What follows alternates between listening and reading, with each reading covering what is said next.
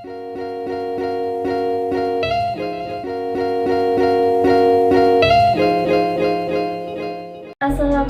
warahmatullahi wabarakatuh. Salam Pramuka. Perkenalkan, nama saya Risa Trividi Utari dengan NPM 211305324 dari Program Studi Pendidikan Guru Sekolah Dasar tahun angkatan 2021 Universitas Lampung.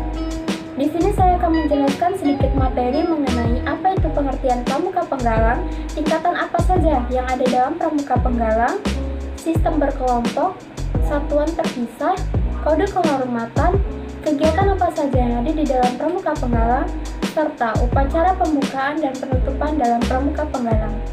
Untuk video lebih jelasnya, simak video berikut ini ya.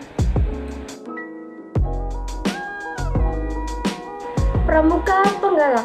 Pengertian pramuka penggalang adalah sebuah pramuka setelah tingkatan dari pramuka siaga. Pramuka penggalang biasanya anggotanya berumur dari 11 hingga 15 tahun. 2. Tingkatan dalam pramuka penggalang. Berdasarkan pencapaian syarat-syarat kecakapan umum, pramuka penggalang dapat digolongkan menjadi beberapa jenis. Yang pertama, pramuka penggalang ramu. 2. Pramuka penggalang rakit. 3. Pramuka penggalang terak. 4. Pramuka penggalang garuda. Dalam tingkatannya juga, penggalang memiliki syarat-syarat kecakapan umum atau SKU dan syarat kecakapan khusus atau SKS yang harus dipenuhi. Tujuannya untuk kenaikan tingkat atau tanda kecakapan umum atau TKU dan tanda kecakapan khusus atau TKK. 1.3. Sistem berkelompok. Sistem anggota pramuka penggalang dikelompokkan dalam satuan-satuan kecil yang disebut dengan regu.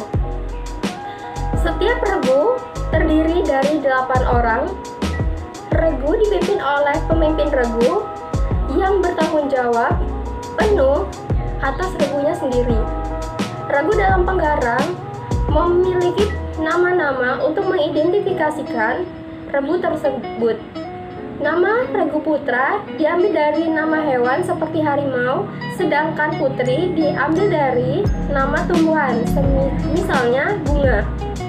Setiap 4 regu dihimpun oleh sebuah pasukan yang dipimpin oleh pemimpin regu utama atau yang disebut dengan pratama, yaitu sebuah pemimpin dari seluruh regu.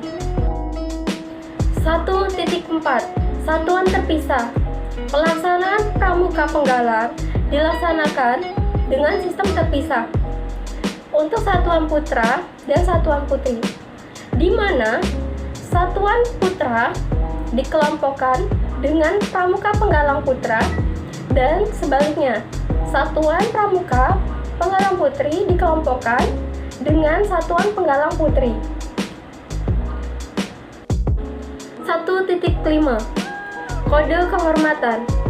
Kode kehormatan pada pramuka penggalang terdiri atas janji atau satya atau disebut juga dengan trisatya dan kode moral atau dharma penggalang yang disebut juga sebagai dasa dharma.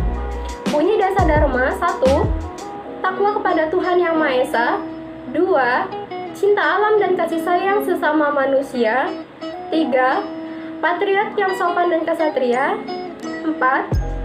Patuh dan suka bermusyawarah. 5. Rela menolong dan tabah.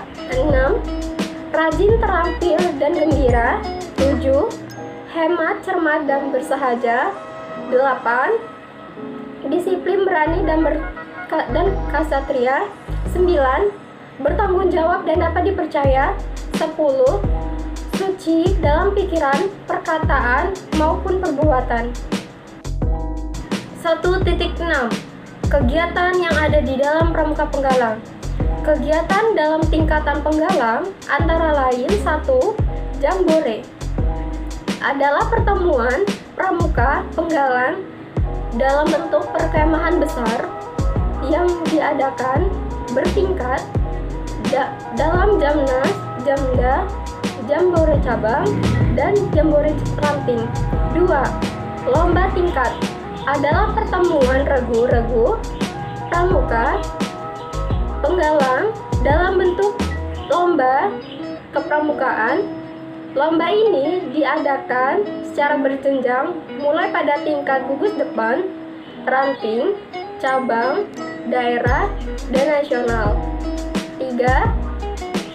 Gladian pimpinan regu atau disebut juga Dian Pinru adalah pertemuan pramuka penggalang bagi pemimpin regu utama, pimpinan regu Pinru, dan wakil Pinru atau disebut dengan Wapinru, penggalang yang tujuannya memberikan suatu pengetahuan dan pengalaman di bidang manajerial dan kepemimpinan.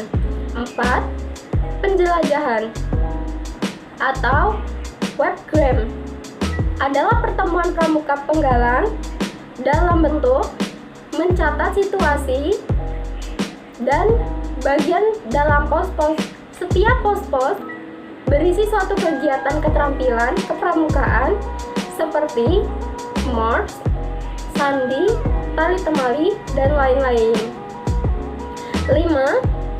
Latihan bersama adalah pertemuan pramuka penggalang dari 2 atau lebih gugus depan yang berada dalam datu, kuatir ranting, atau kuatir cabang maupun kuatir daerah.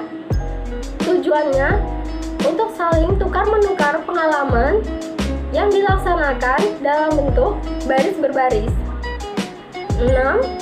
Perkemahan adalah pertemuan pramuka penggalang yang dilaksanakan secara reguler untuk mengevaluasi hasil latihan gugus depan yang diselenggarakan dalam bentuk persami dan perjusami. 7. Jambore on the air dan Jambore on the internet.